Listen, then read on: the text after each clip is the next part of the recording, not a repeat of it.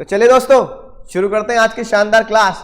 Sir आज हम पहुंच चुके हैं बिल्कुल ऐसे पड़ाव पर जब हमारी पूरी तैयारी हो चुकी है, हमें जम के इंतजार है उस पल का जिस पल में हमारा नाम, हमारे घर वालों का नाम, हमारे गुरुजनों का नाम रोशन होने वाला है। हमारे माँ बाप की आंखों में वो चमक दिखने वाली है कि हाँ भाई हमारे बेटे ने, हमारे बेटी ने जो कहा था वो करके दिखाया, जो वादा किया वो निभा के दिखाया।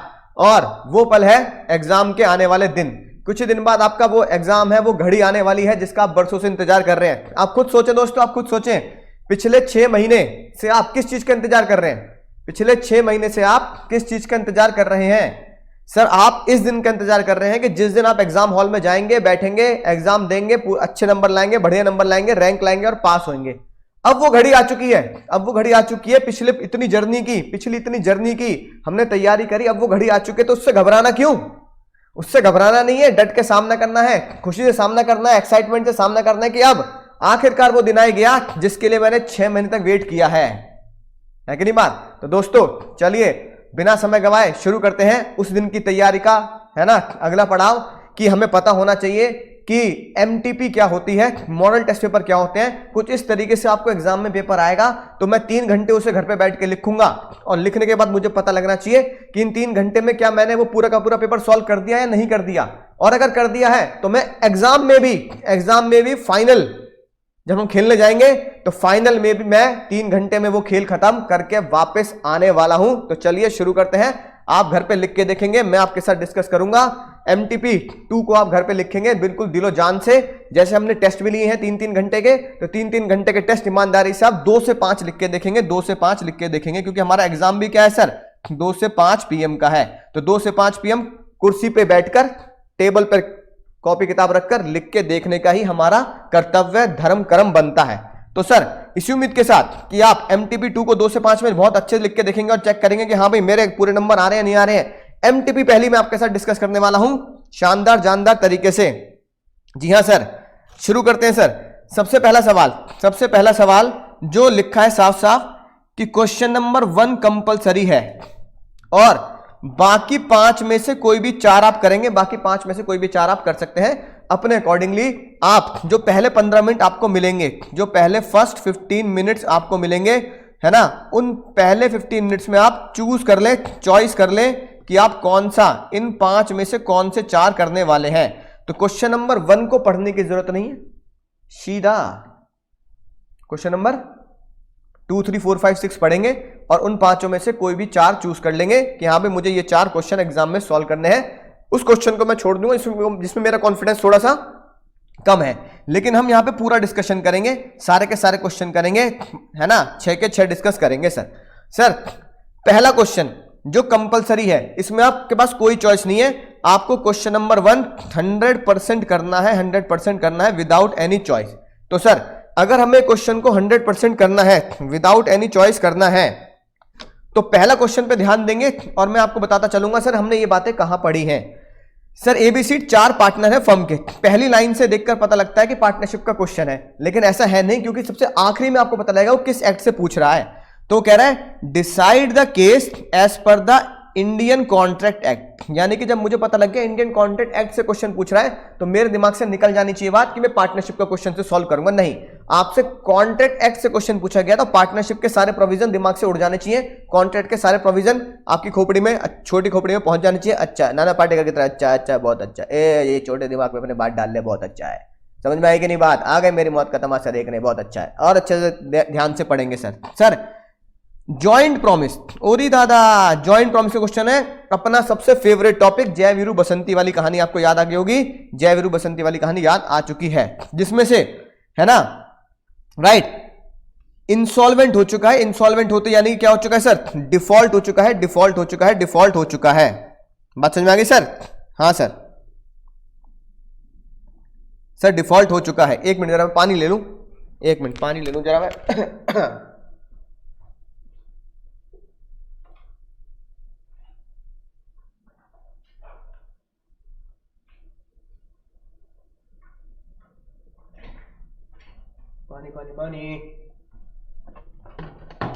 पानी की बोतल तो नहीं है, चलो कोई नहीं, है ना। गले में खिचकिच विक्स।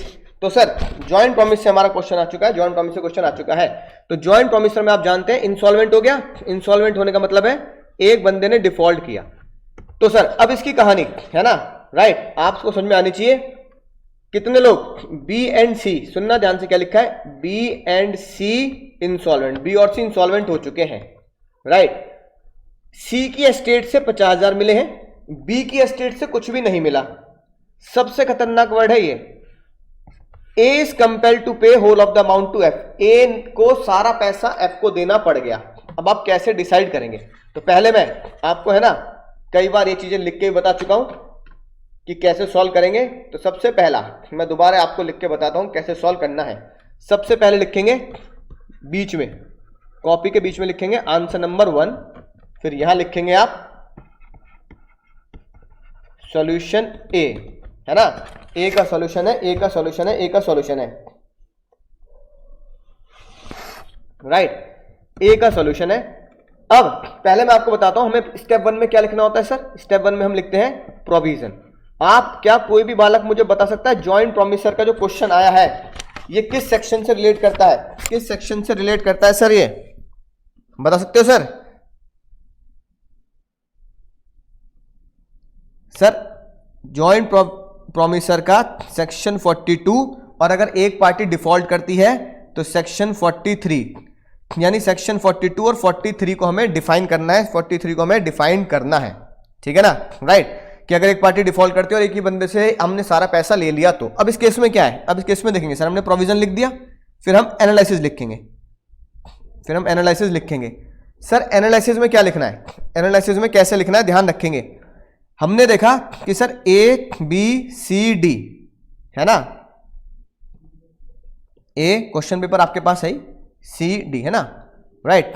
ए बी सी डी ने जॉइंट प्रॉमिस किया किसको, पैसे देने के लिए सर, एफ को, है ना, कि भाई हम 6 लाख रुपए तेरे को दे देंगे, हमने लोन ले लिया है तेरे से। फिर पता लगा कौन कौन इंसॉल्वेंट हो गया sir, B and C become insolvent, B and C क्या हो चुके हैं, इंसॉल्वेंट हो चुके हैं, इंसॉल्वेंट हो चुके हैं। यानी कि इंसॉल्वेंट होते ही क्या हुआ सर, डिफॉल्ट हो गया, पेमेंट का डिफॉल्ट हो गया। बात समझ में आ गई? फिर क्या लिखा है सर,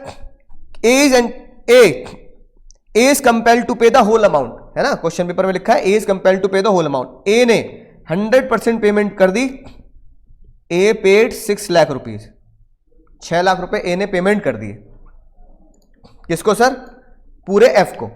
तो यहां पर पूरे की पूरी पेमेंट 100% पेमेंट ए ने कर दी एफ को। अब आपसे क्वेश्चन क्या पूछ रहा है, आपसे क्वेश्चन ये पूछ रहा है कि बताओ ए कितना कितना पैसा रिकवर करेगा, ए कितना कितना पैसा रिकवर करेगा डी से, बताएं भैया। सोच कर समझ कर जवाब देंगे भाई बहनों, सोच कर समझ कर जवाब देंगे। कितना पैसा रिकवर होने वाला है सर? बहुत सिंपल है, बहुत सिंपल, बहुत सिंपल है। सेक्शन 43 के हिसाब से बहुत सिंपल है। सेक्शन 43 का पैरा भी याद ना आ रहा हो तो कोई दिक्कत वाली बात नहीं है, सिंपल है, सिंपल सर, बहुत बढ़िया। देवू, शेखू, निशिता, बिल्कुल सही बात सर, सारे बच्चे बिल्कुल सही पूछ रहे, कह रहे हैं सेक्शन 43, सारे बच्चे होशियार हैं, सेक्शन याद आ गया सर। सर अब एक बात देखो, बी और सी ने डिफॉल्ट किया, बी की एस्टेट से कितना रिकवर हो रहा है सर, सी की एस्टेट से, सी के पास से हमें कितने मिल रहे हैं, 50 के, राइट। डी तो जिंदा है, यानी डी इंसॉल्वेंट भी नहीं है, डी ने कोई डिफॉल्ट नहीं किया, तो ए को कितना पैसा मिलेगा, सुनना ध्यान से, मैं कैसे बता रहा हूं तुम्हें, इस बात को आसानी से आप लिख के आ सकते हैं।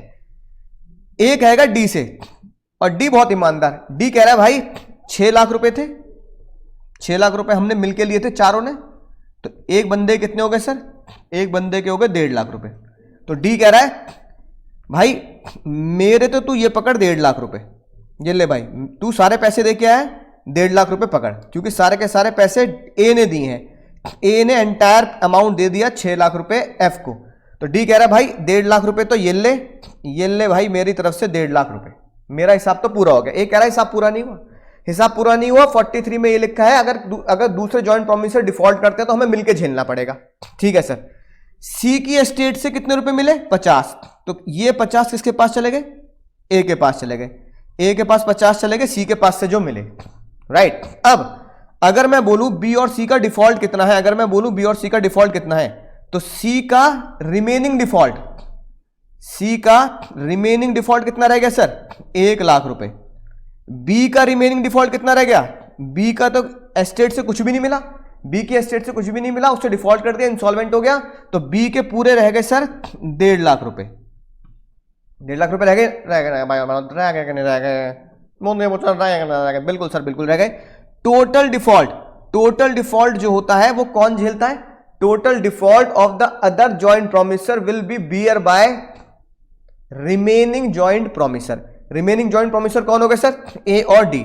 तो टोटल डिफॉल्ट कितना आया, टोटल डिफॉल्ट आया सर 2,50,000 रुपए, 2,50,000 रुपए, 2,50,000 रुपए, 2,50,000 रुपए आया नहीं आया सर, जल्दी बोलो सर, समझिए 2,50,000 रुपए का टोटल रिमेनिंग डिफॉल्ट है सी का और बी का।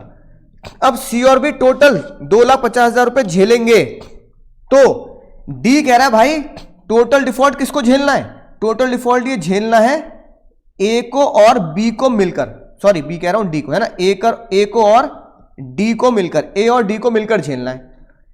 अब आपको यह बताना है कि अगर टोटल 2,50,000 रुपए का डिफॉल्ट बचा है और मुझे ए और डी के में बांटना है, तो बताओ ए डी से कितना मांगेगा, ए डी से कितना मांगेगा, ए डी से कितना मांगेगा, ए डी से कितना मांगेगा, जल्दी जल्दी झटपट जवाब देंगे मुझे, ए डी से कितना मांगेगा, सभी बालक, होशियार बालक, शानदार बालक, है ना, राइट, बिल्कुल सही बात, सही बच्चे कह रहे हैं सर 2,50,000 डिवाइड बाय 2 कर देंगे, 2,50,000 डिवाइड बाय 2 कर देंगे, बहुत बढ़िया बात कही सर। 2,50,000 डिवाइड बाय 2 कितना आया सर, 2,50,000 डिवाइड बाय 2 करके सर, 2,50,000 डिवाइड बाय 2 सर 1,25,000। अब जो टोटल डिफॉल्ट था किसका सर, बी और सी का, टोटल डिफॉल्ट बी और सी का, ए और डी झेलेंगे, ए और डी, है ना, झेलेंगे, इतनी बात सर हमें समझ में आ गई, ए और डी झेलेंगे। अब ए कह रहा है कि भाई इसमें से आधा तो मैं ही दूंगा, आधा डी तुझे देना है, तो डी बता तू मुझे कितने देगा, तो डी कह रहा है भाई देख 2,50,000 रुपए हमें झेलने हैं, 1,25,000 तो तेरे हो गए, 1,25,000 तेरे हो गए, 1,25,000 मुझसे ले जा, 1,25,000 डी और कितने दे देगा सर, ए को दे देगा, 1,25,000 पे बाय डी टू ए। अगर कोई तुमसे पूछे, अगर कोई तुमसे पूछे कि टोटल पैसा डी से कितना रिकवर हुआ, टोटल पैसा डी से कितना रिकवर हुआ ए के द्वारा, तो आप बोलोगे 1,50,000 ये, 1,25,000 ये, total recovery, total recovery Pushpa, A Pushpa, total recovery हो गई डी से 2,75,000 की, टोटल रिकवरी फ्रॉम डी। तो ए जो है ए टोटल रिकवरी करेगा डी से 2,75,000 की, 1,50,000 तो उसके अपने ही थे जो उसने पहले ईमानदारी से दे दिए, 1,25,000 वो सी और डी की बेईमानी कह दो, बेईमानी तो नहीं बोलेंगे, डिफॉल्ट कह देंगे, डिफॉल्ट इंसॉल्वेंसी की वजह से डी को पे करने पड़ेंगे ए को, तो टोटल डी देगा 2,75,000 रुपए, 2,75,000 रुपए। बोलो समझ गए सर, मजा आ गया सर, राइट। इस तरीके से आपको ये बात समझ में आएगी। लिखना कैसे है, लिखने के लिए अभी हम, है ना, आईसीआई का आंसर देख लेते हैं, आईसीआई का आंसर देख लेते हैं, बोलिए भैया। हाँ सर बहुत बढ़िया, हर्ष भैया, शेखू भैया बहुत बढ़िया, बहुत बढ़िया, ठीक है। तो भैया इस तरीके से आपको समझ में आनी चाहिए बात कि सर किस तरीके से मैंने ये फैसला किया, फैसला आपको आंखों के सामने दिख रहा है, ऐसे हुआ है सर, है ना, राइट। सॉल्यूशन अब आप समझ चुके हैं, ठीक है ना। तो सॉल्यूशन में आप कैसे लिखेंगे सर, सॉल्यूशन में चाहे तो आप ऐसे लिख सकते हैं, step number 2 in the present case, यानी कि एनालिसिस, प्रोविजन में आपने सेक्शन लिखा, एनालिसिस आपका स्टेप नंबर 2 आ गया। स्टेप नंबर 2 में आप क्या लिखेंगे सर, आप लिख सकते हैं कि भैया टोटल पैसा जो 6,00,000 रुपए ए ने दे दिए, उसमें से A recover 50K from C, A recover 2,75,000 from D, और इसको एक्सप्लेन कर देंगे, इसको एक्सप्लेन कर देंगे सर, कैसे करेंगे सर, 1,50,000 डी का शेयर प्लस 2,75,000, है ना, ऊपर हमने कितना किया था, ऊपर हमने लिखे थे सर 2,50,000, 2,50,000 का आधा, 2,50,000 का डिवाइड बाय 2, ठीक है ना। तो 1.5 लाख प्लस 250 का आधा 1,25,000, इतना हम डी से रिकवर कर लेंगे, है ना। इस तरीके से आप एग्जाम में बढ़िया तरीके से लिख के आएंगे, ठीक है, राइट। बोलो समझ गए सर, ठीक है। सॉल्यूशन एमटीपी में आप देख सकते हैं, कोई दिक्कत वाली बात नहीं। अब दूसरे क्वेश्चन आते हैं सर। दूसरा क्वेश्चन बहुत मजेदार, अपना favourite question sir. B, citizen of India है, कौन है भैया? Citizen of India. किसके ऊपर क्वेश्चन बन रहा है सर? कंपनीज एक्ट के ऊपर क्वेश्चन बन रहा है, ओपीसी के बारे में पूछ रहा है। कंपनी एक्ट के ऊपर क्वेश्चन बन रहा है, ओपीसी के बारे में पूछ रहा है। कंपनी एक्ट के ऊपर क्वेश्चन बन रहा है, ओपीसी के बारे में पूछ रहा है, राइट। सेक्शन लिख ले तो अच्छी बात है, आधा मार्क्स कटता है वैसे, सेक्शन लिख देंगे तो, है ना, बढ़िया मजे आ जाएंगे सर। अब बताओ, आर है, इंडियन सिटीजन है, सबसे बड़ी बात इंडियन सिटीजन है सर। 130 दिन रह चुके हैं, उन्होंने एस को अपॉइंट किया नॉमिनी। एस कौन हो गया? नॉमिनी, ठीक है ना, राइट। जो फॉरेन सिटीजन है, उरी दादा फंस गए। तो सर आपको पता होनी चाहिए बात कि हम क्या लिखने वाले हैं। क्या लिखने वाले हैं सर? स्टेप नंबर वन में प्रोविजन क्या लिखेंगे सर? स्टेप नंबर 1 में प्रोविजन लिखेंगे, ठीक है सर। ओपीसी का, है ना, 1 पर्सन कंपनी का, राइट, प्रोविजन लिखेंगे सर। एज पर ओपीसी का सेक्शन लिखेंगे, फिर लिखेंगे किसी भी ओपीसी को खोलने के लिए आप एक को 3 शर्तें पूरी करनी है। इंडियन सिटीजन होना चाहिए, ठीक है, ह्यूमन बीइंग यानी कि लिविंग पर्सन होना चाहिए, ह्यूमन होना चाहिए, और प्रीसीडिंग फाइनेंशियल ईयर में 120 दिन का स्टे होना चाहिए, 120 दिन का स्टे होना चाहिए। अगर ये तीनों बातें पूरी हैं, ठीक है ना, अगर ये तीनों बातें पूरी हैं तो you are eligible for opening OPC as well as you are eligible for nominee. OPC और नॉमिनी दोनों के लिए आप क्या है सर? एलिजिबल है, ठीक है ना, राइट। तो Indian citizen, natural person, exam में ह्यूमन मत लिख के आना, एग्जाम में लिख के आना नेचुरल पर्सन। अब पहले मिस्टर आर की बात करते हैं। मिस्टर आर इंडियन सिटीजन है, नेचुरल पर्सन है, मिस्टर लग रहा है तो भैया वो नेचुरल पर्सन भी है। क्या वो पिछले प्रीसीडिंग फाइनेंशियल ईयर में 120 दिन रुके हैं? सर वो 130 दिन रुके हैं, तो तीनों शर्तें पूरी हो गई, तो मिस्टर आर ओपीसी खोलने के लिए एलिजिबल है। अब बात करते हैं सर एस की बात करते हैं। एस कौन है सर? फॉरेन सिटीजन है, ठीक है, यानी इंडियन सिटीजन है कि नहीं है? सर वो इंडियन सिटीजन नहीं है। नॉमिनी बनने के लिए उनके पास 120 दिन से ज्यादा है, और वो मिस्टर एस है तो ह्यूमन बीइंग भी है, नेचुरल पर्सन भी है, लेकिन वो इंडियन सिटीजन नहीं है। तो mister S is not Indian citizen, वो इंडियन सिटीजन नहीं है, तो वो नॉमिनी बन पाएंगे या नहीं बन पाएंगे? तो वो नॉमिनी नहीं बन सकते,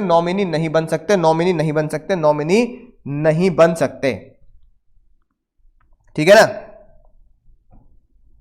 राइट। यानी ओपीसी तो खुल सकती है पर वो नॉमिनी नहीं बन सकते। जल्दी बोलो समझ गए सर? बहुत ही आसान सा क्वेश्चन था, बहुत ही शानदार सा क्वेश्चन था। फिर राइट, पहले आप प्रोविजन में ओपीसी के प्रोविजन लिखेंगे, फिर स्टेप नंबर 2 में एनालिसिस ऑफ द क्वेश्चन में पहले आर के बारे में सॉल्व कर देंगे, फिर एस के बारे में सॉल्व कर देंगे कि आर ने तीनों बातें पूरी करी as per the above provision, therefore he is eligible to operate या ओपन या registered as a OPC, but mister S is not a Indian citizen, therefore he does not fulfil the aforesaid condition of OPC, therefore he is not eligible for nominee. बोलो समझ गए sir? मजा आ गया sir? तो 2 case study बहुत शानदार जानदार समझ में आ गई, एक 42-43 से पता लगी और एक ओपीसी से पता लगी, बात समझ में आ चुकी है sir. Risk prima facie passes with ownership, risk और ओनरशिप एक साथ जाते हैं, इसको बहुत बढ़िया बातों में आप समझाएंगे, रिस्क और ओनरशिप गोज टुगेदर, बताएं भैया, रिस्क और ओनरशिप गोज टुगेदर। कोई सेक्शन याद आ रहा है? कौन सा सेक्शन था sir? Simple sir, simple section 26 of SOGA को आप क्या करेंगे सर? एक्सप्लेन कर देंगे। डायरेक्ट क्वेश्चन है, है ना। अब डायरेक्ट क्वेश्चन है, 30 नंबर की केस स्टडी आनी है, 30 नंबर के डायरेक्ट क्वेश्चन आने हैं बिना किसी दिक्कत के, कोई दिक्कत नहीं है सर, डायरेक्ट क्वेश्चन तो हमें आते हैं अच्छे से। 5 सर्कमस्टेंसेस बताओ, contract need not to be perform with the consent of both party. उरी दादा पहचाने हो, कॉन्ट्रैक्ट का क्वेश्चन है। जब कॉन्ट्रैक्ट को परफॉर्म नहीं करना, नॉट परफॉर्म मतलब कॉन्ट्रैक्ट हो चुका है डिस्चार्ज, कॉन्ट्रैक्ट को परफॉर्म नहीं करना with the consent of both party. सबसे खतरनाक लाइन है with the consent of both party. क्या कोई बता सकता है सर? बहुत बढ़िया राजीव भैया, क्या कोई बता सकता है? With the consent of both the party contract को कब परफॉर्म नहीं करना होता, कॉन्ट्रैक्ट कब डिस्चार्ज होता है? सर कॉन्ट्रैक्ट डिस्चार्ज हो गया with the consent of both. With the consent of both का मतलब हो गया म्यूचुअल एग्रीमेंट। बहुत बढ़िया बात कही सर, म्यूचुअल एग्रीमेंट से कॉन्ट्रैक्ट खत्म, म्यूचुअल एग्रीमेंट से कॉन्ट्रैक्ट खत्म। इसे मैंने नाम दिया था ब्रेकअप पार्टी। ब्रेकअप पार्टी करनी है, ब्रेकअप पार्टी करनी है। ब्रेकअप पार्टी के 5 पॉइंट लिखने हैं, याद आ गई होगी बात सर। ब्रेकअप पार्टी के 5 पॉइंट कौन से थे सर? पहला था नोवेशन, याद आ गई सर बात, ठीक है ना। पहला नोवेशन सेक्शन 62।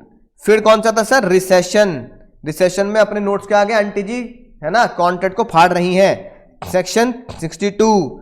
फिर क्या था सर? ऑल्ट्रेशन, ये भी 62 में था। फिर था सर रेमिशन, है ना तेरी ना मेरी, है ना, इतने पे मुद्दा खत्म करते हैं, ठीक है भैया, कॉन्ट्रैक्ट खत्म करते हैं, हंसी खुशी। 5 लाख की बात थी, 2 लाख देके खत्म कर दो, वो हो गया सर रेमिशन। क्या हो गया सर? सेक्शन 63, है कि नहीं बात?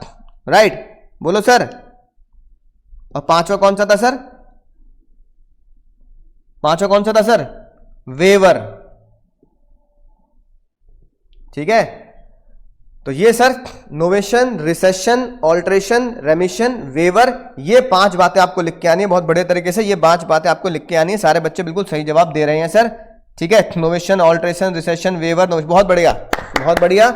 सेक्शन याद हो तो बहुत बढ़िया बात है, ना याद हो तो एग्जाम्पल जरूर लिखें, क्योंकि भैया 7 मार्क्स का क्वेश्चन है, 7 मार्क्स का क्वेश्चन है। तो 7 मार्क्स का क्वेश्चन आपसे कहता है आपको विद एग्जाम्पल लिख के आना है। केस लॉ याद ना हो तो केस लॉ को ही आप एग्जाम्पल के तौर पर लिख सकते हैं, ठीक है, कि भैया मैंने इतने रुपए कहे, आपने अपनी मर्जी से माफ कर दिए, गवर्नमेंट ने माफ कर दिए, तो वो क्या होता है? वेवर। मैं तुम्हारी लायबिलिटी 10 लाख की, मैंने कहा 7 लाख रुपए दो, खेल खत्म करो, ना तुम्हारी ना मेरी, 7 लाख पे डील। तो ये हो गया सर रेमिशन। ऑल्ट्रेशन, नोवेशन आप जानती हैं, नोवेशन में पार्टी भी नहीं हो सकती है और टर्म्स भी नहीं हो सकती हैं। ऑल्ट्रेशन में है ना टर्म्स ही नहीं होती है, पार्टी नहीं बदलती, है ना, एबीसी पार्टनर, और ये वाला आप नोवेशन ऑल्ट्रेशन में लिख सकते हैं। रिसेशन में कॉन्ट्रैक्ट कैंसिल कर सकते हैं, कोई नया कॉन्ट्रैक्ट नहीं बनता, पुराना कॉन्ट्रैक्ट खत्म हो जाता है। ये 5 बातें आप लिख के आएंगे, विद सेक्शन लिख के आएंगे। मजा आ गया sir. Breakup party direct question था, 7 नंबर का क्वेश्चन है, तो विद एग्जाम्पल हमें लिखना है सर। अगला बताएंगे सर, बहुत ही आसान बात, बहुत ही आसान बात, बहुत ही आसान बात सर। एलएलपी के 2 मजे हैं, एक तो लिमिटेड लायबिलिटी का मजा और दूसरा फ्लेक्सिबिलिटी का मजा। तो लिमिटेड लायबिलिटी का कैरेक्टर को एक्सप्लेन कर देंगे और एक फ्लेक्सिबिलिटी का मजे को एक्सप्लेन कर देंगे, ठीक है ना। 2 हेडिंग बनेगी, लिमिटेड लायबिलिटी 2.5 नंबर की, दूसरी हेडिंग बनेगी फ्लेक्सिबिलिटी की 2.5 नंबर की, ठीक है। सिंपल तरीके से आप इसे एक्सप्लेन कर देंगे सर। अगली बात सर, ये लो, डिफाइन करें पार्टनरशिप। तो section 4 of टीपा, the Indian partnership act को पहले आप क्या करेंगे सर? डिफाइन करेंगे। फिर एसेंशियल एलिमेंट बताएं, नेम द एसेंशियल एलिमेंट, सारे के सारे एसेंशियल एलिमेंट बताएं, नोट्स में तुम्हें अच्छे से पता ही है, और उनमें से कोई भी 2 को एक्सप्लेन कर दे डिटेल में। तो एक तो भैया गुड्स एक्सप्लेन कर देना बहुत बढ़िया तरीके से, कि भैया गुड्स के बारे में हमारे पास बहुत सारा डेटा है, इसलिए हम गुड्स को एक्सप्लेन है ना कर सकते हैं। दूसरा, ठीक है, एग्रीमेंट कर दो, कैरिड ऑन बाय ऑल और any one of them acting for all, चाहे ये वाला कर दो, सेक्शन 6 वाला कर दो, क्या गुड्स वाला कर दो, प्लस है ना सेक्शन 6 में कैरिड ऑन बाय ऑल और any one of them acting for all, ये वाला कर दो, जिसमें हमने केस कौन सा पढ़ा था सर? केस हमने है ना पार्टनरशिप के इसमें पढ़ लिए थे बहुत बढ़िया तरीके से। तो कोई भी आप पहले तो सारे बताएं, सबके नाम बताएं, ठीक है। 6 जो एलिमेंट है सबके नाम बताएंगे, उनमें से 2 को एक्सप्लेन कर देंगे। बात समझ में आ गई सर? बोलो सर, समझ में आ चुकी है सर? मजा ही आ चुका है। पार्टनरशिप को डिफाइन करेंगे सेक्शन 4 के हिसाब से। केडी कामत, तो भैया कैरिड ऑन बाय ऑल और एनी वन ऑफ देम का कौन सा केस था sir? KD Kamat. KD Kamat वाला केस था आईसीआई के बुक में, और मैंने आपको एक्सप्लेन भी किया था। ठीक है sir. Question number 2, question number 2 हम कर सकते हैं, डायरेक्ट क्वेश्चन था, आप इसे चॉइस में नहीं छोड़ेंगे, कर सकते हैं। क्वेश्चन नंबर 4 और क्वेश्चन नंबर 3, क्वेश्चन नंबर 3 भी आपको पहला क्वेश्चन आता है, इसे चॉइस में निकालने की जरूरत नहीं है, क्योंकि क्वेश्चन नंबर 3 का बी पॉइंट भी बहुत आसान है। कॉन्टेक्ट एक्ट के हिसाब से आपको कुछ डिसीजन देने हैं, ठीक है ना। ध्यान से देखेंगे सर, बी को ध्यान से देखेंगे और मुझे पढ़ के बताएंगे। एज पर कॉन्टेक्ट एक्ट आपको रीजन देना है। 5,50,000 रुपए ले लिए, लोन ले लिया एक्स ने, जो 16 साल का है, पर्सनल पर्पस के लिए, वो मेजर हो गया और उसने पे नहीं किया। Lender want to file the case, क्या केस हो सकता है सर? क्या केस हो सकता है?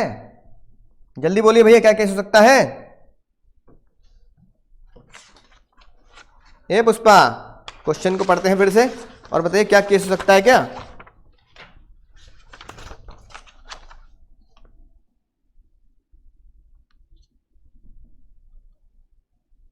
नहीं, बिल्कुल सुबह सही कह रहे हैं सर, माइनर है, माइनर है। Section 11 of Indian Contract Act. Case law कौन सा है sir? Mohiri Bibi versus Dharmodas Ghosh. Mohiri Bibi versus Dharmodas Ghosh. Agreement with the minor is void ab initio, right. तो आप क्या लिखेंगे सर?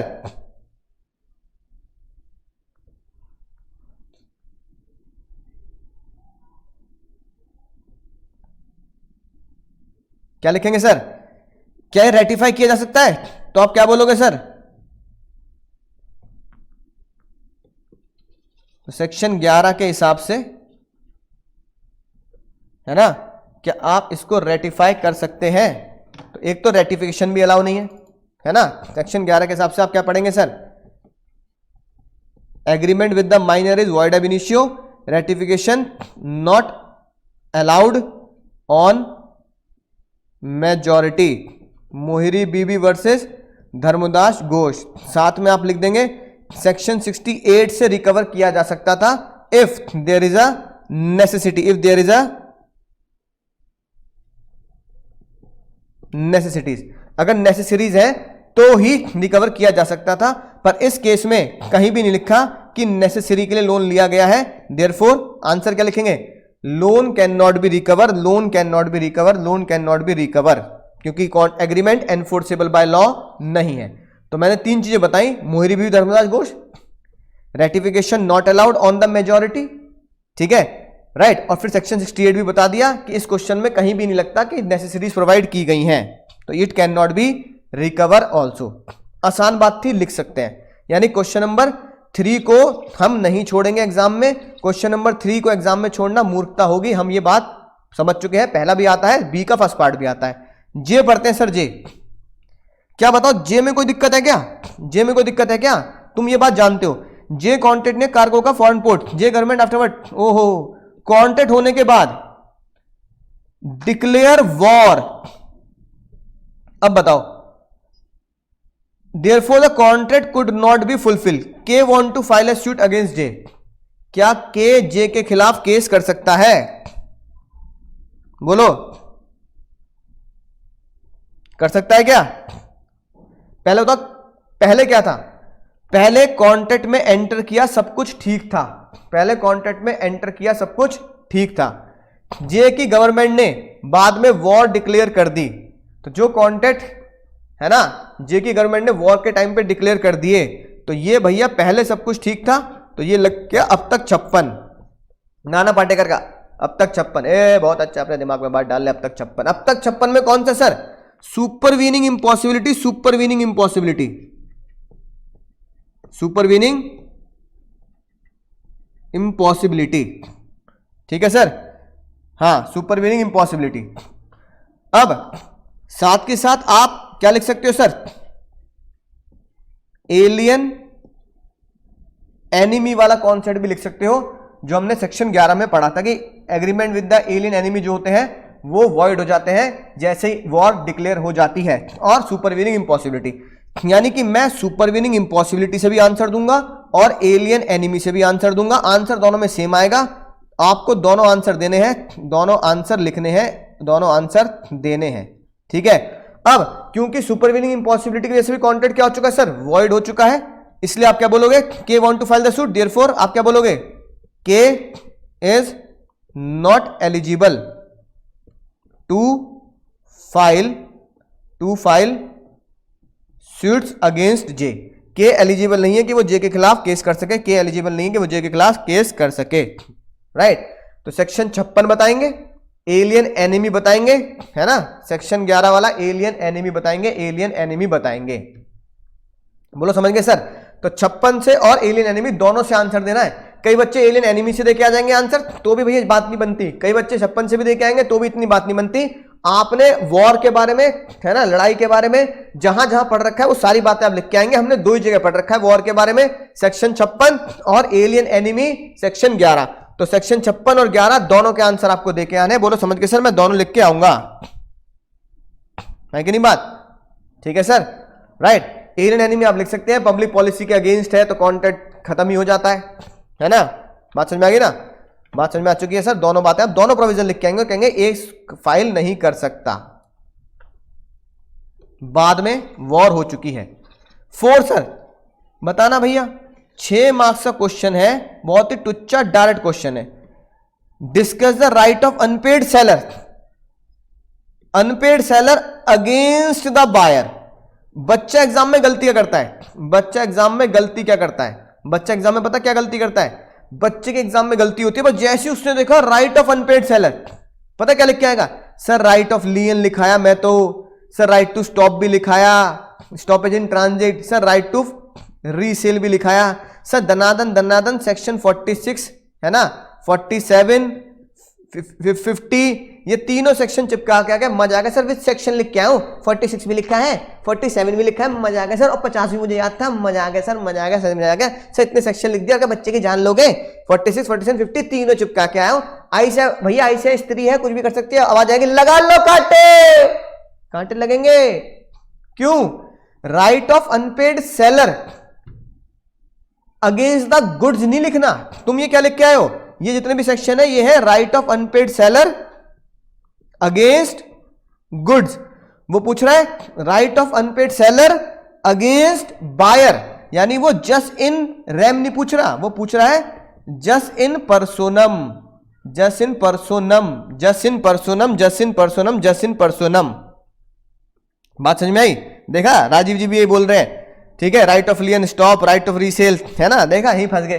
तो मुझे पता तुम यहीं फंसोगे। अनपेड सेलर के राइट का मतलब हमेशा ये नहीं होता कि राइट जस्ट इन रैम लिख के आओगे। तुम भैया जस्ट इन रैम बोल रहे हो, just in RAM, just in RAM जैसी लिख के आओगे, लगा लो कांटे, सेक्शन भी याद हो तो भी तुम्हारे 0 में 0 बटा सन्नाटा, 0 बटा सन्नाटा।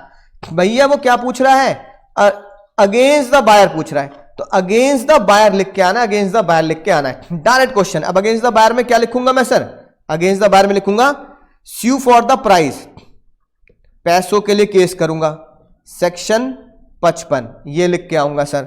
और क्या लिखूंगा सर, 55, उसके बाद ठीक है ना, फॉर नॉन एक्सेप्टेंस, कि भैया उसने गुड्स को एक्सेप्ट नहीं किया, नॉन एक्सेप्टेंस लिख के आऊंगा, सेक्शन 56 ये लिखना पड़ेगा। फिर कुछ कॉन्ट्रैक्ट एक्ट की बातें लिखनी पड़ेंगी सर, ब्रीच, एंटीसिपेटरी ब्रीच, याद आ गया। अगर बायर ने एंटीसिपेटरी ब्रीच किया है तो एंटीसिपेटरी ब्रीच का लिख के आऊंगा सेक्शन 60, सेक्शन 60, सेक्शन 60। बात समझ में आ गई सर, हाँ। और इंटरेस्ट के बारे में लिख के आऊंगा, इंटरेस्ट के बारे में सेक्शन 61। तो भैया बहुत अच्छे से हमने क्लास में डिस्कस भी किया था, 55 56 55 56 55 56, ये 55 56 कॉन्ट्रैक्ट के नहीं है, 55 56 सेल्स ऑफ गुड एट के हैं। स्यू फॉर द प्राइस, कि भैया माल दे दिया पैसा नहीं दिया, नॉन एक्सेप्टेंस माल भेज दिया है ना, दरवाजा नहीं खोल रहा, माल भेज दिया दरवाजा नहीं खोल रहा, ठीक है। एंटीसिपेटरी ब्रीच, पहली मना कर रहा है मैं नहीं लूंगा तुम्हारा सामान, एंटीसिपेटरी ब्रीच कॉन्ट्रैक्ट की तरह, लेकिन यहां पे सेक्शन 60 है, ठीक है ना, right, before the due date और शूट फॉर द, ठीक है। क्या लिख के आएंगे, इंटरेस्ट के बारे में लिख के आएंगे, इंटरेस्ट के बारे में लिख के आएंगे। बहुत बढ़िया बात, बहुत बढ़िया बात, सभी बालक बिल्कुल सही जवाब देते हुए, बहुत बढ़िया तरीके से जवाब देते हुए, ठीक है ना, राइट। तो ये गलती होती है एग्जाम में, जो बच्चा गलती करता है, क्वेश्चन को ध्यान से पढ़ेंगे, ध्यान से नहीं पढ़ोगे तो देखो टाइम वेस्ट हुआ, नंबर 0 मिले और 15 मिनट वेस्ट कर दिए। यानी कि 4 का ए बहुत आसान था, है ना, क्वेश्चन को ध्यान से नहीं पढ़ा था। बी पढ़ते हैं सर, बी बहुत ध्यान से। सर ये मैंने आपके टेस्ट में भी दिया था, क्वेश्चन याद आ रहा हो जिन बच्चों ने, है ना, हमारा टेस्ट क्या किया था, दिया होगा 3 घंटे वाला। तो उस टेस्ट में जो 3 घंटे वाला टेस्ट था उसमें मैंने ये क्वेश्चन दिया था सर। क्या सर, मिस्टर एम 4 पार्टनर है, 6 करोड़ ले रखे हैं 2 से मिस्टर जेड से। So he want to sell his share, कि भैया मैं तेरे को चुका नहीं पाऊंगा, तो मेरा पार्टनरशिप का प्रॉफिट का हिस्सा ले ले, प्रॉफिट का हिस्सा ले ले भाई, प्रॉफिट का हिस्सा ले ले, ठीक है ना, राइट। तो मिस्टर एम क्या दे सकते हैं अपना प्रॉफिट का हिस्सा, और जेड के क्या राइट है? जल्दी सेक्शन बोलो सर, जल्दी सेक्शन बोलो। ये कई बार, ये सेक्शन कई बार एग्जाम में आ चुका है, ठीक है, बिल्कुल सही बात, बालक बिल्कुल सही कह रहे हैं सर। सर यस, टीपा का section 29, the Indian partnership act का सेक्शन 29, बहुत बढ़िया बात कही सर, इंडियन पार्टनरशिप एक्ट का, द इंडियन पार्टनरशिप एक्ट का सेक्शन 29। याद आ गई बातें, बहुत अच्छे से डिस्कस किया था जब मैंने तुम्हें समझाया था, जब हमने रिवीजन भी किया है टीपा का, तब भी मैंने तुम्हें समझाया ये क्वेश्चन एग्जाम में आ जाता है। और साथ साथ एक और जिसकी हाई चांस होते हैं एग्जाम में आने के, सेक्शन 30 ऑफ टीपा है माइनर का, तो माइनर का सेक्शन 30 भी एग्जाम में आता है, 29 भी एग्जाम में आता है। तो भैया 29, अब आप तुम्हें बताएं क्या करना है सर, क्या बताओ, क्या वो अपना एम अपना शेयर दे सकते हैं? आप लिखेंगे यस, इसका आंसर तो हो गया यस, 29 कहता है। फिर mister X want to retire from the 6 महीने में, तो 6 महीने के बाद वो क्या क्या हो सकता है सर, या मिस्टर जेड के पास क्या क्या राइट्स और लायबिलिटी है? पहला, mister Z only and only receive share, सिर्फ हिस्सा मिलेगा और कुछ नहीं मिलेगा, ठीक है ना, राइट। बात समझ में आ गई? दूसरा, no interfere in the business, business में इंटरफेयर नहीं करेंगे, बिजनेस में इंटरफेयर नहीं करेंगे, बात समझ में आ गई। लेकिन रिटायरमेंट के टाइम पे या डेथ के टाइम पर क्या होगा सर? ऑन रिटायरमेंट, ये तो जनरल बात हो गई, जब रिटायर होगा तो रिटायरमेंट होगा तो क्या होगा? On retirement. अब उनके क्या राइट है? अगर एम रिटायर हो रहा है तो जेड के क्या राइट है? रिसीव शेयर, है ना, and also entitled to books of accounts, है ना, from the date of dissolution. अब in case mister Z retire हो रहे तो जेड के पास क्या राइट है? Entitled to receive share. तो आंसर क्या लिखोगे? आंसर लिखोगे, अकाउंट रिजोल्यूशन पे भी देख सकता है, फिर यहां लिखोगे on retirement mister Z entitled 6 crore rupees, 6 crore ही है ना, हाँ सर 6 करोड़ है, 6 crore rupees share from mister M estate या मिस्टर एम शेयर, उनके शेयर में से 6 करोड़ रुपए वो ले सकते हैं, है ना, इन द फर्म असेट। बोलो समझ में आ गई बात? तो 6 करोड़ रुपए वो रिकवर कर सकते हैं।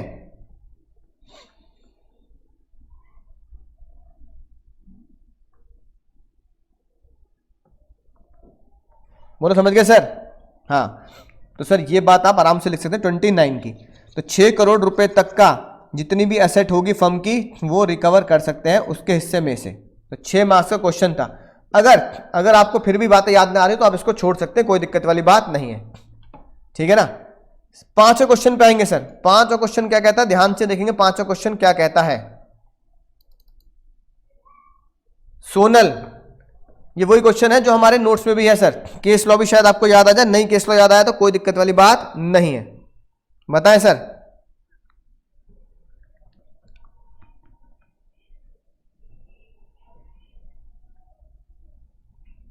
Sonal select a beautiful set of designer bangles and paid for them and also paid for the extra cost for Ruby. Ruby के लिए भी उसने एक्स्ट्रा पैसे दे दिए हैं,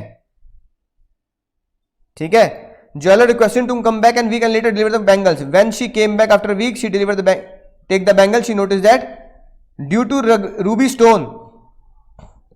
रूबी स्टोन की वजह से design of bangle have been disturb. Now she want to terminate the contract and thus ask the manager to give the money back. State the reason whether Sonal can recover the amount. क्या Sonal recover कर सकती है?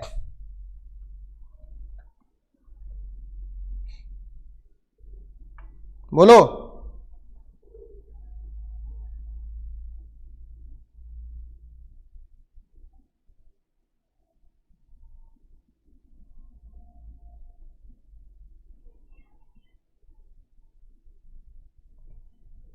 क्या लगता है sir?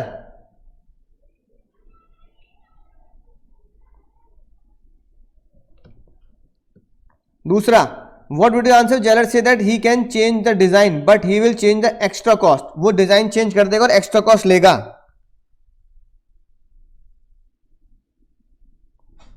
सभी बालक, breach of warranty decide करना है नलायक को, डिसाइड करना है from the sales of good act. मजेदार क्वेश्चन. तो अगर एग्जाम में अगर ये टफ लगे तो आप एग्जाम में अगर आपको ये टफ लगे तो you can leave question 5 in exam. अगर जरा भी कंफ्यूजन हो तो आप इसको एग्जाम में, है ना, राइट, क्या कर सकते हैं? छोड़ सकते हैं. अब सर एक और बात सर, एक और बात. सबसे बड़ी कंफ्यूजन है कि भैया क्या ये गारंटी, कुछ बच्चे आंसर दे रहे हैं sir breach of warranty, breach of guarantee. ना ना ना भाई, गारंटी ऑफ वारंटी केस तो बिल्कुल फिक्स है. Sale by sample, sale by description, है ना, right. Condition as to title, condition as to merchantability, quality के मतलब फिक्स है. वो कह रहा है कि वो कॉन्ट्रैक्ट कैंसिल करना चाहती है और मैनेजर कहती है कि मेरे पैसे वापस दे. मैनेजर कह रहा है कि भैया मैं पैसे वापस नहीं दूंगा क्योंकि तुम्हारा सामान है. तो क्वेश्चन बनता है ओनरशिप पे. क्वेश्चन किससे बनता है सर? ओनरशिप पे. Transfer of ownership. Ownership transfer से क्वेश्चन है, ओनरशिप ट्रांसफर से क्वेश्चन है सर. ध्यान से देखेंगे. जब मैंने तुम्हें बताया था, है ना, गुड्स की ओनरशिप कब पास होती है, तो सेक्शन 19 कहता है व्हेन पार्टी इंटेंड टू पास. फिर भैया 19 ने 20 को रख रखा था, भैया ले जा. 22 को रख रखा था, सेक्शन 22 को, कि भैया डिलीवरेबल स्टेट में है या नहीं है. ठीक है, राइट. फिर हमने लिखा था कि भैया वो डिलीवरी स्टेट में है, तो ऐसे हो जाएगा. डिलीवरेबल स्टेट में नहीं है तो वो ओनरशिप जब पास होती है जब वो डिलीवरी स्टेट में आ जाता है. ठीक है. और तीसरा पॉइंट हमने पढ़ा था, जब सेलर उसके साथ कुछ करना चाहता है, कुछ कुछ होता है अंजलि, कुछ कुछ होता है, तुमने समझा अंजलि, कुछ कुछ होता है. जब सेलर गुड्स के साथ कुछ कुछ करना चाहता है, जब वो कुछ कुछ कर चुका होता है, तब ओनरशिप पास होती है. तो शाहरुख खान का कुछ कुछ होता है वाला, है ना, कुछ कुछ होता है वाला कॉन्सेप्ट यहां पे लगता है, कुछ कुछ होता है वाला कॉन्सेप्ट यहां पे लग रहा है. ठीक है ना, बात समझ में आई सर? क्या भी टेम्पटर भी नहीं लग रहा sir?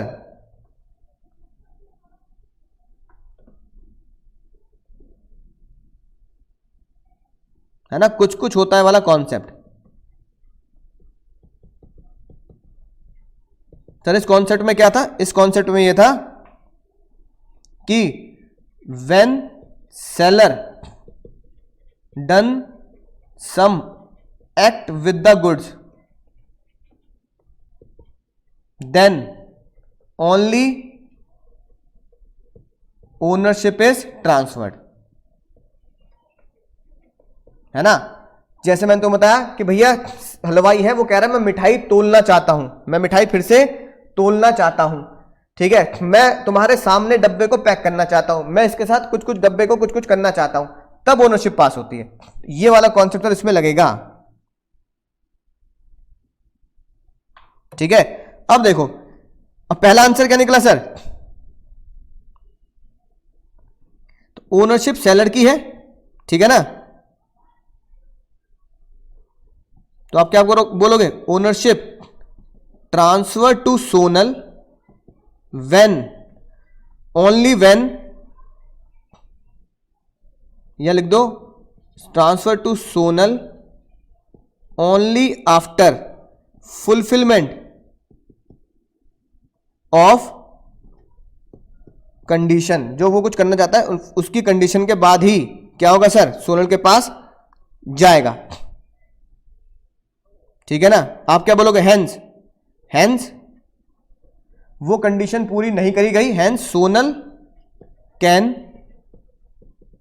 Avoid the agreement, hence Sonal can avoid the agreement, Sonal can avoid the agreement, है ना, राइट, ये वाली बात। फिर वो कह रहा है, ज्वेलर कह रहा है कि भैया मैं डिजाइन चेंज कर दूंगा पर एक्स्ट्रा कॉस्ट लूंगा, तो आप इसमें क्या लिखेंगे, भैया डिजाइन चेंज वो कर सकता है, कोई दिक्कत वाली बात नहीं, पर एक्स्ट्रा कॉस्ट नहीं लेनी, तो आप कहेंगे he can do it,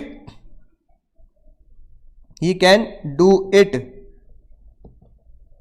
without extra cost, वो एक्स्ट्रा कॉस्ट चार्ज नहीं करेगा, एक्स्ट्रा कॉस्ट चार्ज नहीं करेगा,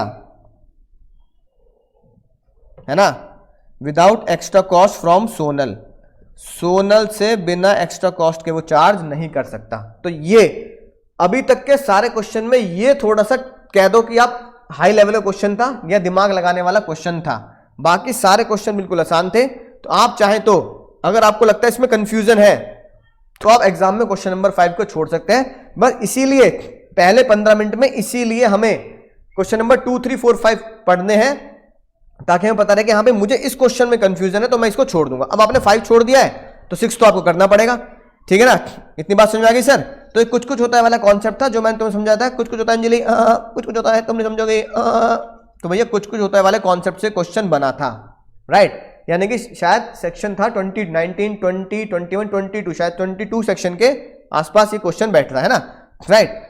टर्म सर कैपिटल क्या होती है सर कैपिटल क्या होती है, क्लासिफिकेशन, क्लासिफिकेशन तुम्हें पता है कैपिटल यानी कि कंपनीज एक्ट का क्वेश्चन आ गया, बहुत डायरेक्ट क्वेश्चन है सर, कैपिटल आप लिख सकते हैं, और क्लासिफिकेशन क्या होती है sir, nominal capital, authorise capital, paid up capital, बात समझ में आ गई।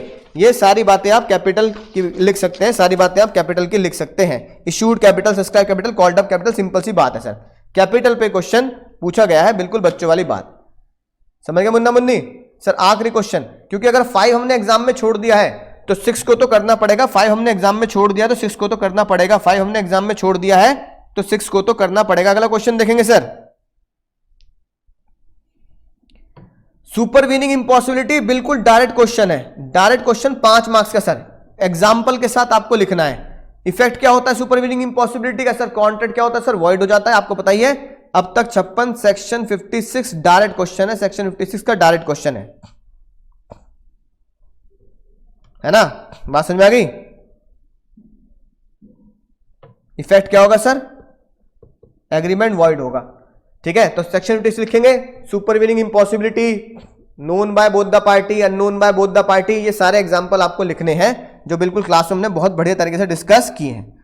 Sir subject to agreement between the partners, rules that should be observe in partnership in setting the accounts of the firm after dissolution, after dissolution में आपको rules बताने हैं, ठीक है ना, अकाउंट सेटल करने के।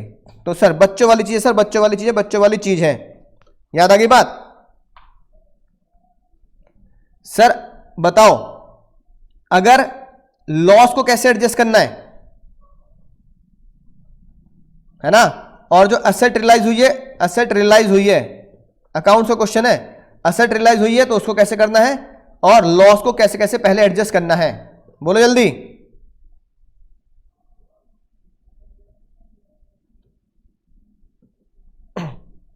सबसे पहले सर डेट पे आ, फिर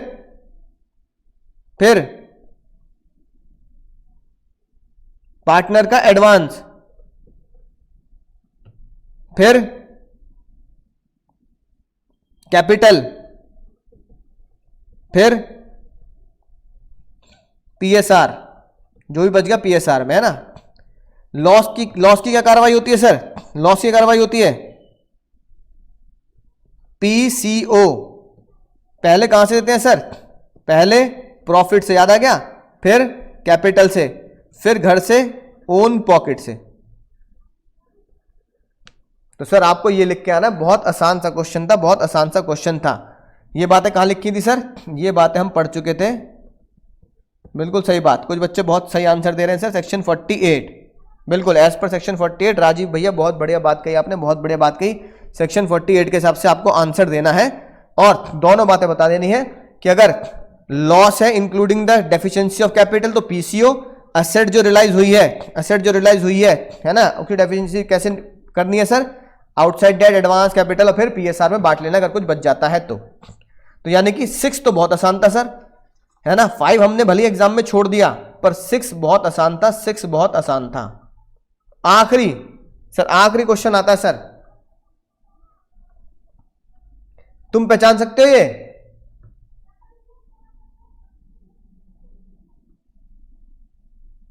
बहुत आसान, बहुत ही मजेदार क्वेश्चन सर। सर कॉन्सेप्ट है आपका होल्डिंग सब्सिडरी का, याद आ गया सर? होल्डिंग सब्सिडरी का कॉन्सेप्ट है सर, ठीक है, राइट। तो इसमें होल्डिंग कंपनी की डेफिनेशन तो कोई डेफिनेशन ही नहीं है, मेन जो डेफिनेशन है सब्सिडरी की डेफिनेशन है। मैंने कहा था होल्डिंग सब्सिडरी के सेक्शन जरूर याद रखने हैं, तो सेक्शन 287 सब्सिडरी कंपनी का कॉन्सेप्ट है। सेक्शन 287 से सब्सिडरी कंपनी का कॉन्सेप्ट है। पहले 287 से सब्सिडरी कंपनी को, है ना, डेफिनेशन एग्जाम में लिखे, डेफिनेशन एग्जाम में लिखेंगे। तो ये हमारा हो जाएगा sir step number 1 provision. Step number 1 provision, हमने डेफिनेशन को बिल्कुल बढ़िया तरीके से क्या लिखा सर? एग्जाम में लिख दिया सर, होल्डिंग सब्सिडरी कॉन्सेप्ट। अब बताओ जल्दी से, अब बताओ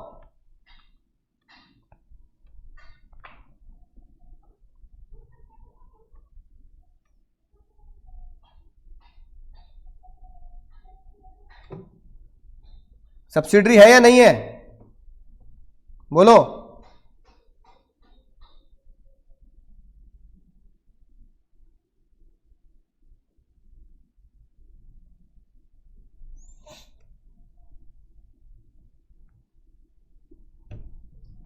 हाँ, क्या देखना होता है सर हमें? मोर देन 50% वोटिंग पावर देखनी होती है, मोर देन 50% वोटिंग पावर देखनी होती है, total voting power more than 50%। बिल्कुल सही बात बालक कह रहे हैं सर, अगर किसी भी कंपनी ने दूसरी कंपनी के मोर देन 50% टोटल वोटिंग पावर ले रखी है तो भैया वो होल्डिंग हो जाएगी sir. BC private limited and it subsidiary KL private limited holding 9 lakh 90,000 और 70,000, होल्डिंग टोटल कितने होगा सर? 1,60,000, क्योंकि इन दोनों, है ना, हमें कॉन्सेप्ट याद होना चाहिए, सब्सिडरी की सब्सिडरी या दोनों ने मिलकर ले रखा है तो 1,60,000 भी क्या माना जाएगा सर? शेयर ले रखे हैं किसके सर? PQ के, ठीक है, राइट। तो भैया बच्चे ने पापा के साथ मिलकर ले रखे हैं तो वो पापा के ही, है ना, मानी जाती है। Paid up capital, paid up capital कितनी है of PQ private limited? 30 lakh, यानी कि 3 लाख शेयर्स। PQ कितनी कैपिटल है? PQ की कैपिटल है 3 लाख शेयर्स, है ना, और 3 लाख में से BC और KL ने मिलकर कितने ले रखे?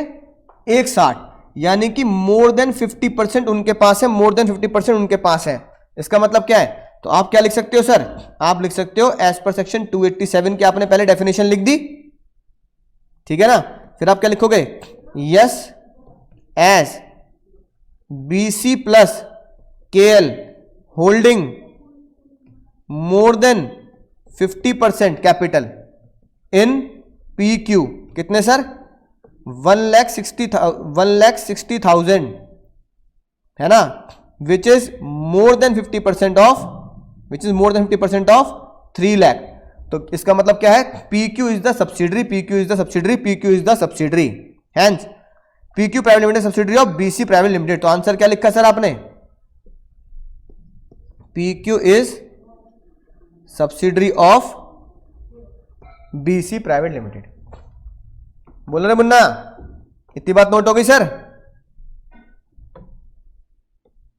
तो 160 टोटल शेयर कैपिटल BC ने 160 ले रखी है अपनी सब्सिडरी के साथ मिलकर। अगली बात, what would be your answer if KL private limited hold 160 share in PQ private limited and no share is held by BC private limited? उरी दादा, तो क्या आंसर पलट जाएगा?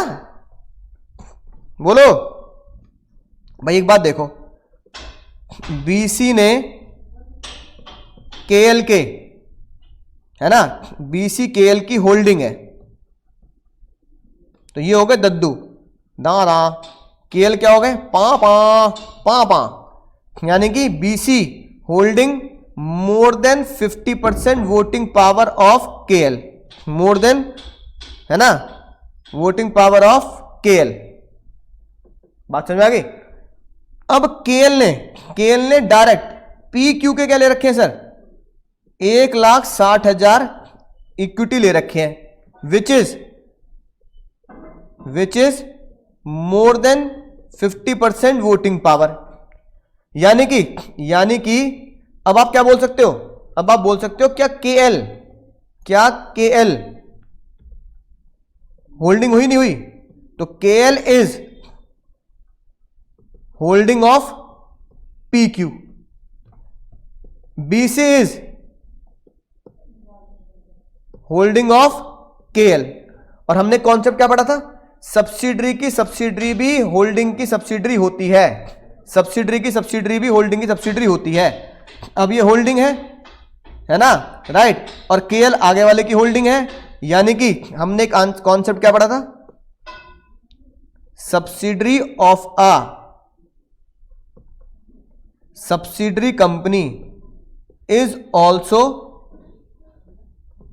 Subsidiary of main holding company. यानी कि ये हो गया पी क्यू बच्चा।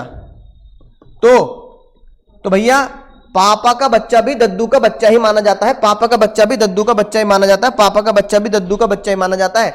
यानी कि आपको ये एग्जाम में लिखना पड़ेगा, ये एग्जाम में लिखना पड़ेगा, सब्सिडरी कौन, पी क्यू, सब्सिडरी कौन, P Q, subsidiary of a subsidiary कौन, KL, is also subsidiary of main holding company, main holding company कौन हो गई, बीसी। तो सब्सिडरी की सब्सिडरी भी मेन की सब्सिडरी होती है, सब्सिडरी की सब्सिडरी भी, सब्सिडरी की सब्सिडरी भी, सब्सिडरी की सब्सिडरी भी, सब्सिडरी की सब्सिडरी भी, सब्सिडरी की सब्सिडरी भी मेन की सब्सिडरी होती है, मेन की सब्सिडरी होती है।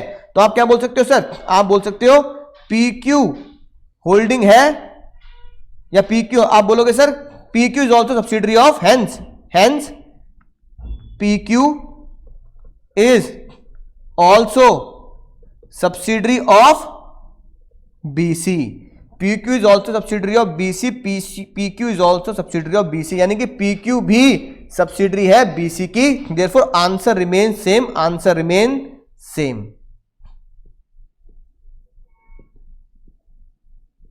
Answer remain same. इस तरीके से आप एग्जाम में डायग्राम बना के आएंगे, एग्जाम में ये डायग्राम बना के आएंगे, एग्जाम में ये डायग्राम बनाए भैया, एग्जाम में ये डायग्राम बनाए, एग्जाम में ये डायग्राम बनाए, एग्जाम में ये डायग्राम बनाए। तो एग्जाम में जब आप ये डायग्राम बनाएंगे तो एग्जामिनर को बहुत अच्छे समझ में आ जाएगी बात कि बीसी है ना क्या काम करती है, केएल क्या है, पीक्यू क्या है। तो इस तरीके से फिर आप ये डायलॉग लिख के आएंगे, subsidiary of subsidiary is also the subsidiary of main holding company. पूरे नंबर मिलेंगे सर, पूरे नंबर मिलेंगे विद सेक्शन, पूरे नंबर मिलेंगे। बोलो समझ गए सर, मजा आ गया सर, समझ गए सर, मजा आ गया। Answer remain the same. यानी कि सिर्फ एक क्वेश्चन हमें थोड़ा सा ट्रिकी लगा, थोड़ा सा दिमाग वाला लगा, और वो था क्वेश्चन नंबर 5, ठीक है ना, ओनरशिप वाला। तो अगर मैं एग्जाम में होऊंगा तो पहले 15 मिनट में चूज कर लूंगा, पहले 15 मिनट में चूज कर लूंगा कि क्वेश्चन नंबर 5 मुझे छोड़ना है, क्वेश्चन नंबर 1 2 3 4 6 मुझे करना है, क्वेश्चन नंबर 1 2 3 4 6 मुझे करना है, क्वेश्चन नंबर 1 2 3 4 6 मुझे करना है, 5 छोड़ देना है। सभी बच्चे कह रहे हैं सर बोलो समझ गए सर, मजा आ गया सर, थैंक यू सर, मजा आ गया, समझ गए, मजा आ गया, मजा आ गया, मजा आ गया। तो उम्मीद है बहुत अच्छे तुम्हें पूरा एमटीपी समझ में आ चुका होगा कैसे सॉल्व करना है। बस टारगेट रखेंगे कि ये पूरा का पूरा एमटीपी 2 घंटे में सॉल्व हो जाना चाहिए। यानी मेरे एग्जाम का टारगेट है 2 घंटे में मुझे लॉ खत्म कर देना है, 2 घंटे मुझे लॉ खत्म कर देना है, 2 घंटे में लॉ खत्म कर देना है। तो आपका टारगेट होना चाहिए कि पूरा का पूरा लॉ का पेपर 2 घंटे में खत्म करूंगा, 20 ईयर का पेपर मैं 1 घंटे में खत्म करूंगा। तो लॉ को 2 घंटे का टारगेट बना के पूरा का पूरा Janardan with section case law लिख के आएंगे, पूरा नंबर मिलेंगे। तो मैं मिलूंगा अगले लेक्चर में, तब तक पढ़ते रहो, सीखते रहो, आगे बढ़ते रहो।